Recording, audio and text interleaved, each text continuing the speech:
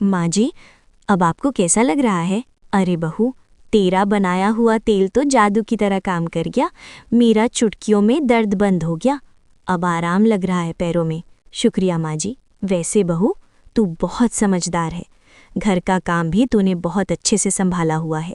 बस अब मैं चाहती हूँ मेरे आरफ की पत्नी भी इतनी समझदार निकले और तुम दोनों शांति से, खुशी से इस घर को संभाल लो। हाँ माँ जी, चिंता क्यों करती है? ऐसा ही होगा। मेरी जो भी देवरानी आएगी उसको मैं बहन की तरह रखूंगी, और कुछ नहीं आएगा तो समझाओ, हम दोनों मिलकर घर संभालेंगे। सिर्फ घर नहीं, रसोई की जिम्मेदारी भी एक साथ अच्छे से निभाऊं, क्योंकि मैंने अक्सर देखा है रसोई के कारण कई घरों में बंटवारा हो जाता है, पर मैं नहीं चाहती ऐसा हो। माँ जी, नहीं होगा ऐसा। आप देवर जी के लिए रिश्ता देखना तो शुरू कीजिए। सविता से बात करी है, आज वो मुझे लड़की के बारे में बता देगी और फोटो दिखा देगी, तो मैं रिश्ते को आगे भी बढ़वा दूंगी। ठीक है माँ जी। फिर शाम को सविता जानकी से मिलती है और वो एक अमीर घर की लड़की की तस्वीर दिखाती है।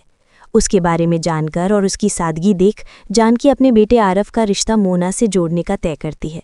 देखते ही देखते अगले महीने में दोनों की शादी हो जाती है। शुरू में तो सब कुछ ठीक रहता है, लेकिन अब मिडिल क्लास परिवार के बने दाल खिचड़ी से मोना को प्रॉब्लम होने लगती है। ऐसे ही एक शाम जेठानी रसोई में दाल में तड़का लगा रही थी। तभी मोना आकर कहती है, अरे जेठानी, क्या बार बार दाल खिचड़ी, कभी दलिया कभी रोटी सब्जी बना देती हो। अरे शाही पनीर, पालक पनीर, दाल मखनी, मलाई कोफ्ता नाम की भी कोई चीज़ होती है क्या? वो सब भी बना दीजिए, या आपको बनाना आता नहीं है तो मुझे बता दीजिए। अब मैं ये खास फूस का गरीब वाला खाना नहीं खा सकती। मोना, ये तुम क्या बोल रही हो? दाल चावल भी तो कितना अच्छा है, तुम्हें पसंद नहीं आया क्या? माना कि घर में गरीबी है, मिडिल क्लास है, लेकिन मैं बहुत अच्छे से खाना पकाती हूँ और घी में दाल फ्राई करती हूँ। तुम्हारे जेठ जी और पति को बहुत पसंद है। What about me? मुझे ये फालतू का खाना नहीं पसंद, मुझे कुछ अच्छा खाना है। अच्छा ठीक है, आज तो दाल बन चुकी है, लगभग मैंने सारा खाना बना दिया है। मैं कल सुबह कुछ अच्छा सा बना दूंगी। कोई ज़रूरत नहीं है, मैं अभी मार्केट से पनीर और चाप लेके आ जाती हूँ और सुबह खाना मैं ही बनाऊंगी। मुझे आपके हाथ का खाना नहीं पसंद, वरना कल से भूखा मरना पड़ेगा। मोना, तुम्हारी कोई बात चुभ गई है क्या? तुम मुझसे ऐसी बातें क्यों कर रही हो? जेठानी जी, मुझे कुछ चुभा नहीं है, लेकिन अब ऐसा खाना नहीं खा सकती। अरे इंसान खुश होके खाना खाता है तभी तो तंदुरुस्त रहता है। मैं तो तीनों टाइम बेकार खाना खाकर बावली हो जाती हूँ, ऊपर से यही रोज़ बनता है। मैं अमीर घर से हूँ, ये सब नहीं खा सकती। ठीक है, कल से तुम जो बोली वैसा खाना बना लेंगे। मोना मार्केट से पनीर और चाप खरीद के ले आती है और अगले दिन ब्रेकफास्ट में चीले विद चाय और लंच में शाही पनीर पूरी बना लेती है। ये देख सास कहती है, अरे वाह, क्या बात है, आज तो सुबह भी अच्छा नाश्ता बना और दोपहर में शाही पनीर। माँ जी, मैं जानती हूँ आप ही दाल खिचड़ी चाय नमकीन खाकर परेशान हो गई थी। जेठानी जी को तो कोई आपकी फिक्र नहीं है, लेकिन मुझे है। अब से आप आदत डाल लीजिए, अच्छा खाना खाने को मिलेगा आपको। अच्छी बात है, तुम दोनों मिलजुल कर ऐसे ही खाना बनाया करो, कभी दाल खिचड़ी, कभी शाही पनीर। हमेशा ना सादा खाना चाहिए ना तड़कता भड़कता, वो क्या बोलते हैं, बैलेंस होना चाहिए। हाँ माँ जी, ये तो होना ही चाहिए। यही बात मैं जेठानी जी को समझा रही थी, पर वो मेरी सुनती कहाँ है। मैंने तो रात का मेन्यू भी सोच लिया है। मैं बाजार से चाप लेकर आई हूँ, रात को मलाई चाप बना दूंगी। अच्छा, सही है फिर तो। ऐसे ही दिन गुजरते हैं। अब मोना अपनी मर्जी से तीनों टाइम ज़्यादा तला हुआ और अतरंगी खाना बनाने लगती है, जिससे राशन और सिलेंडर का खर्चा दोनों ज़्यादा हो रहा था। तभी महीने से पहले ही सिलेंडर खत्म हो जाता है। ओहो, ये सिलेंडर क्यों नहीं चल रहा? ये सिलेंडर इसलिए नहीं चल रहा मोना, क्योंकि तुम घर में कभी पास्ता बना रही हो, कभी दाल मखनी, कभी शाही पनीर। घर की रसोई चलाने का भी एक बजट होता है, जिसको तुमने हिला दिया है। सिलेंडर भी तुमने जल्दी खत्म कर दिया, और जहां आटा 1 महीने चल जाता है वहां 15 दिन में खत्म हो गया और दोबारा बोरी मंगवानी पड़ी। रोज रोज ऐसा खाना खाने की जरूरत नहीं है, क्योंकि इससे शरीर पर प्रभाव पड़ता है। मैं 2 मिनट चुप क्या हो गई? आपने तो मुझे लेक्चर ही सुना दिया। जेठानी जी, आप बहुत कंजूस हैं और शायद गरीब घर से आई हैं, इसीलिए ऐसा खाना बनाती हैं। बेचारी माँ जी भी चुपचाप वही खाना खाती है। अब मैं अच्छा खासा खाना बना रही हूँ तो आपको जलन हो रही है, क्योंकि माँ जी मेरी तारीफ कर रही हैं। क्यों? यही बात है ना? ऐसा कुछ नहीं है, पर तुम घर का हिसाब बिगाड़ रही हो। क्या तुम्हें इतनी सी बात समझ नहीं आ रही? मेरे पति कितना पैसे देंगे? जेठानी जी, सिर्फ आपके पति पैसे नहीं दे रहे, मेरे पति भी बराबर पैसे दे रहे हैं। आपको वो थोड़ी ना दिखाई देगा। बस, आप बहुत हो गया, मैं और चिक नहीं कर सकती। माँ जी हाँ, ये मोना की आवाज़ सुन जानकी आ जाती है। अरे तुम दोनों को क्या हो गया? देख रही हूँ बहुत देर से बहस छिड़ी हुई है। मुझे लगा अपने आप शांत हो जाओगी, लेकिन आना ही पड़ा। माँ जी, सीधी बात बोलूँगी, मुझे रसोई का बंटवारा चाहिए। मेरे पति के पैसे पेड़ पर नहीं उगते हैं और मेरा जो मन होगा मैं वैसा खाना चाहती हूँ। जेठानी जी तो सादा दाल चावल खिलाने पर तुली गई हैं और मैंने अपने मन का बना लिया तो सुना दिया मुझे। ऐसा है मोना, मुझे भी तुमसे बहस करने में कोई इंटरेस्ट नहीं है। तुम्हें छोटी बहन की तरह समझा रही हूँ, लेकिन तुम समझना ही चाहती हो। तो माँ जी, मैं भी रसोई का बंटवारा खाती हूँ। ये तुम क्या बोल रही हो? तुम्हें पता भी है? जानती हो ना, मैं रसोई के बंटवारे से पहले से ही खिलाफ हूँ।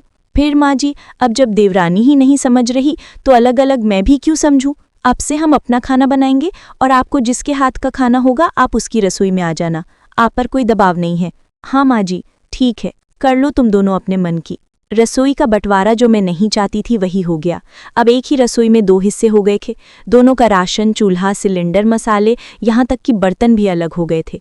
अब दोनों अपनी मनमर्जी का खाना बनाकर अपने पति और सास को खिलाती थी। अरे वाह, इतने दिनों बाद पारुल, मुझे तुम्हारे हाथ का खाना खाने को मिला। ये दाल चावल मुझे बहुत पसंद है। वो शाही पनीर खाकर भी मैं परेशान हो गया। रोज़ पनीर कौन खाता है? हम मिडिल क्लास फैमिली के हैं।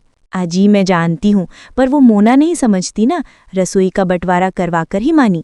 अच्छा है, अब हमारी रसोई का हिसाब अलग होगा तो हमारा खर्चा भी कम आएगा। हाँ ये तो है।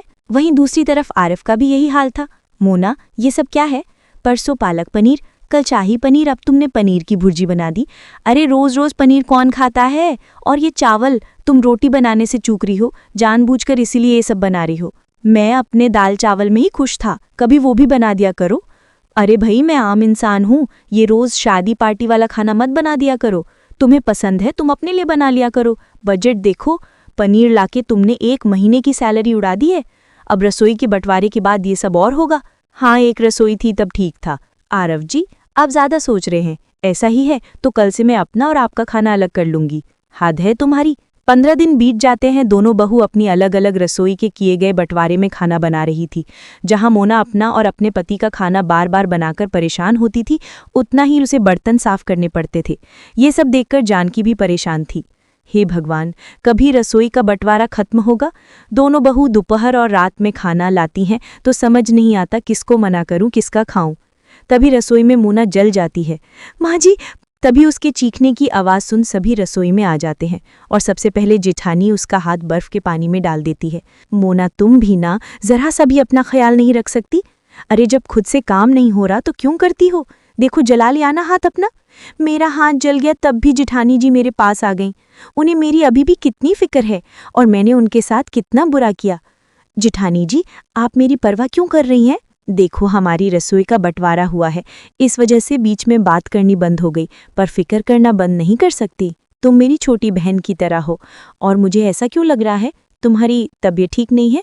हाँ बहू, क्या हुआ तुझे? वो माँ जी, 2-4 दिन से ना तबीयत ठीक नहीं थी। इनका और अपना खाना अलग अलग बना रही थी।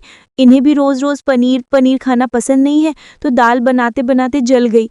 पर आज मुझे अपनी गलती का एहसास हो गया जेठानी जी। माँ जी, मुझे माफ़ कर दीजिए, मुझे रसोई का बंटवारा नहीं चाहिए। हम जैसे पहले रहते थे वैसे सही है। और ये सब खाना खाकर खर्चा भी सादा होता है, पेट भी खराब हो जाता है। उसके बाद मुझे अकेले ही रसोई संभालनी पड़ी। आपने देख लिया ना क्या हो गया।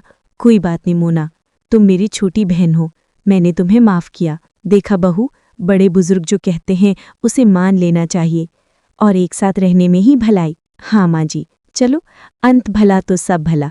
इस तरह जेठानी और देवरानी के बंटवारे की हुई रसोई फिर से एक हो जाती है और दोनों मिलजुल कर खाना बनाकर एक साथ खुशी खुशी रहने लगती हैं।